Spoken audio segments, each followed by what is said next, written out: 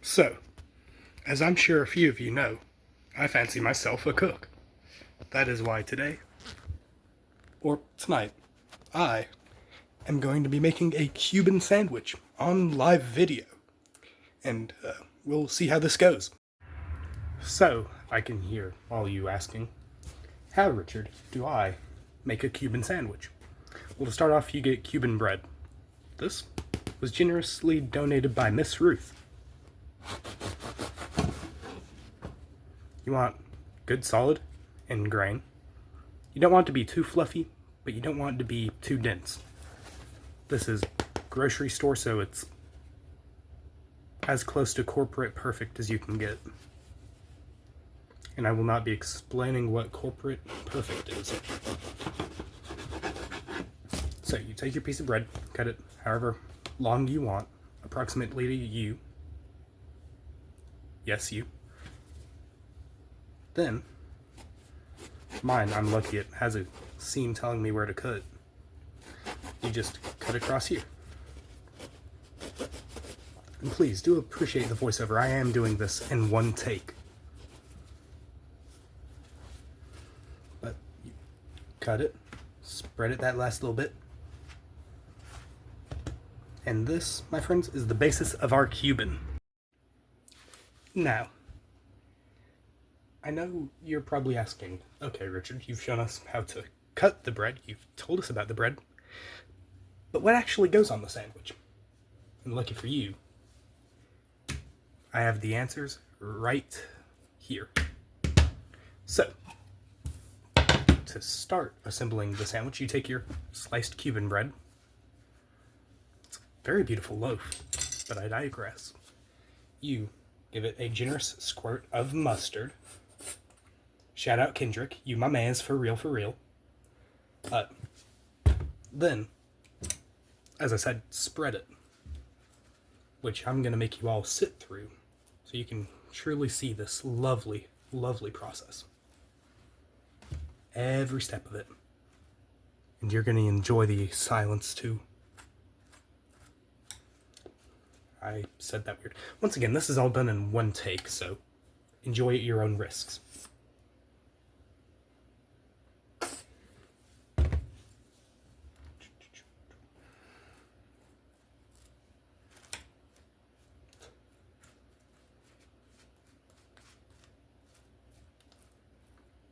I should get some fancy Italian cafe music to go in the next one of these.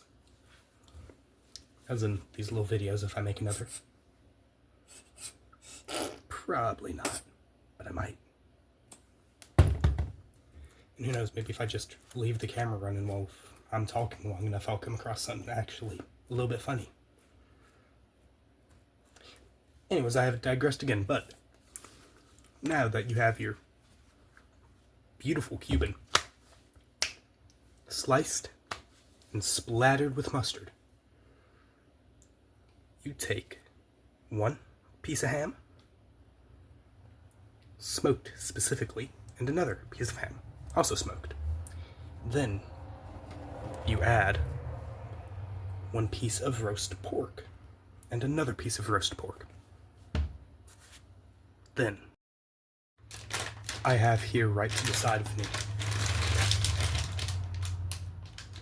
the beautiful blocky goodiness that is Swiss cheese. Now I'm doing 2 pieces of Swiss cheese. 1 because I'm a big bag, and 2, it's cheese. It's just always great. And the sandwich will still close, as I just demonstrated to you. Yes, you again. If I have to address you again, will be no bueno. Oh, and I nearly forgot. There is one more ingredient that is very important.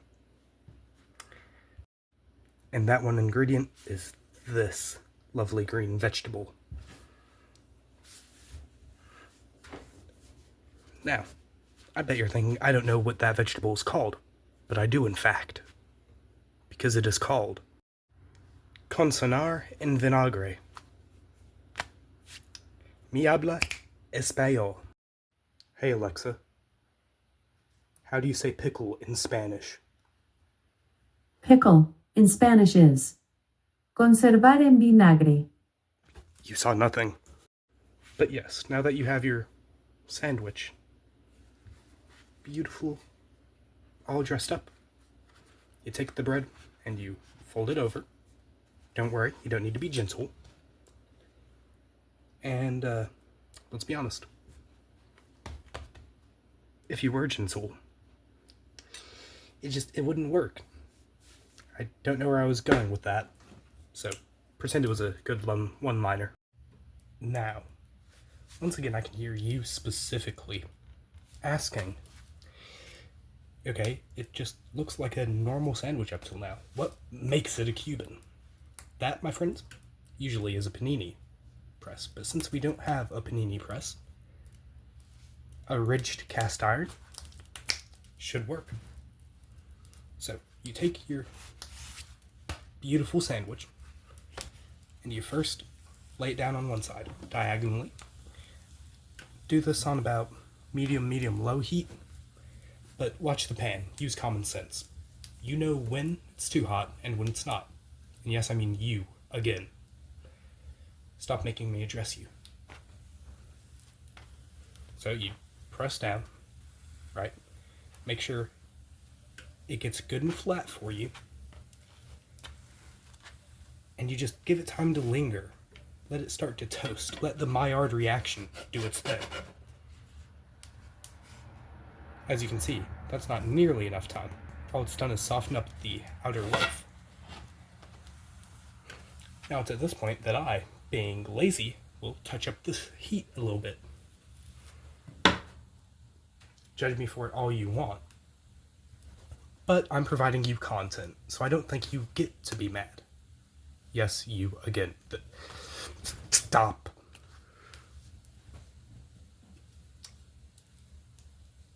Sadly, being insane comes with the area of cooking.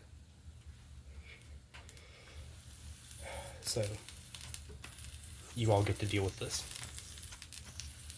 Mostly because I'm too lazy to, and therapists are expensive. We're going to ignore that this isn't really toasted for now. I want to give the other side some time to get good and melty. And we're just going to leave it. And I'm going to cut off here because talking to you all is getting a little bit annoying.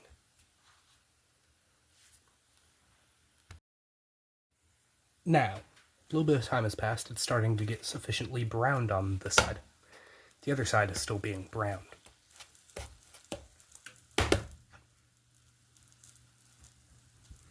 Also, for anyone worrying about the smoke, it is a natural part of cooking. Just because there's smoke doesn't always mean something is burning, and sometimes when there's no smoke, something can be burning. Cooking is science, but for big backs.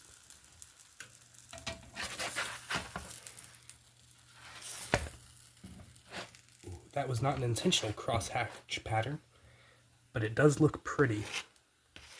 I'll probably keep it for the video.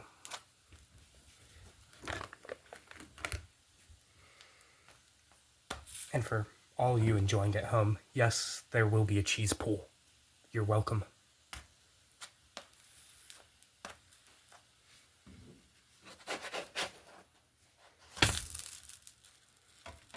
And that's that.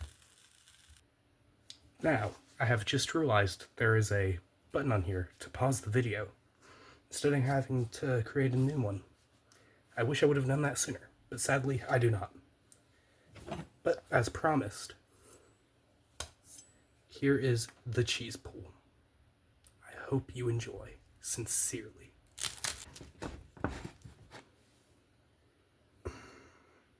A shame. You see, I was gonna fake the cheese pool with another piece of cheese. And then I cut through it, just destroying my cheese pool. This, kids, is why you don't cheat at life. Life will cheat you back. But now, with all the cooking done, you can finally pour yourself a nice cup and enjoy.